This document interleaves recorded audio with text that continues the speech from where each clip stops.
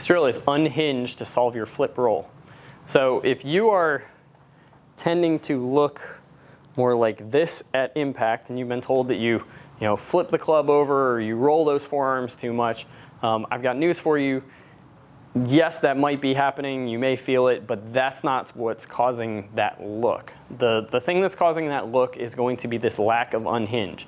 And so basically what's happening is down through impact, right, if we set up here, I get to a place right along like this, and then as I will unhinge, but then very close to when I reach impact, I will start rehinging very quickly. So basically I'm unhinging and then rehinging quickly.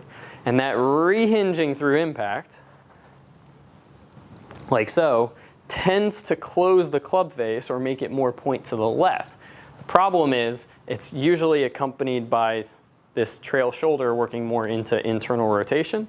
And so it tends to create this very narrow look in the follow through like this. And people will be told, well, I flipped the club. Well, if I unhinged, then it would kind of look more like that. And now if I kept my body rotating, it no longer looks like that, that flip roll.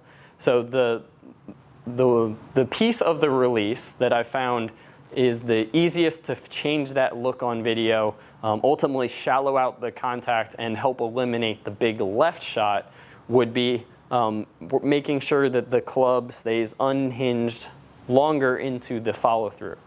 If you do that, what will tend to happen is you will hit shots way off to the right until you learn how to let the forearms rotate to help rotate the face to the shaft as a method of closing the face, instead of using more of changing the whole path to close the face.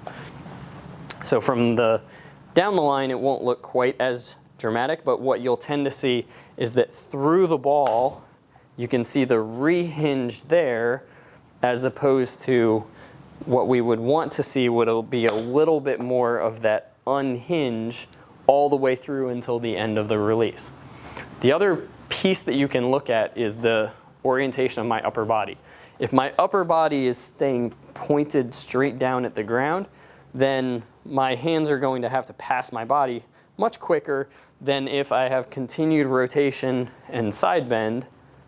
It will be much easier for my hands to elevate or move up the plane without having to break down the wrists. So that will tend to give the look on video of a little bit more extension, where if I stay flexed forward to get to that same point, you'll see that the weight of the club will naturally cause my arms to want to rehinge.